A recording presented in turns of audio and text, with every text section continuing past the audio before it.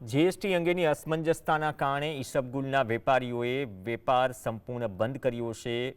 બારોજ માતા મંદિર ખાતે વેપારીઓએ ઊંઝામાં ઠરાવ કરીને કહ્યું કે અસમંજસતા નહીં ઉકેલાય ત્યાં સુધી વેપાર બંધ રહેશે। માર્કેટ યાર્ડમાં 10 દિવસથી હરાજી અટકી છે। વાત ઊંઝાની થઈ રહી છે। રાજસ્થાનમાં 5% અને ગુજરાતમાં 0% ટેક્સ હોવાથી ખેડૂતો પરેશાન છે। રોજના કરોડો રૂપિયાના વેપારને નુકસાન થયું છે। વેપારીઓને ખેડૂતોએ ટેક્સમાં સ્પષ્ટતાની માંગ કરી। ઉકેલ ન આવે તો વાવેતર બંધ થવાની સ્થિતિ છે।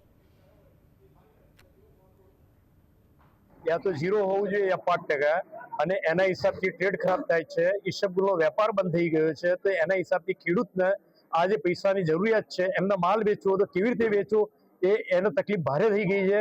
તો આ ટ્રેડ ઝડપી ક્લિયર થાય કે ભાઈ 5% કરવું કે 0% કરવું, ઉપરથી અમને આદેશ આપે કે લિખિતમાં કે ભાઈ આ 0% છે તો બેટર છે કે 5% છે તો બેટર છે, પણ એનો આદેશ ઝડપી આપે લેખિતમાં તે સારું છે।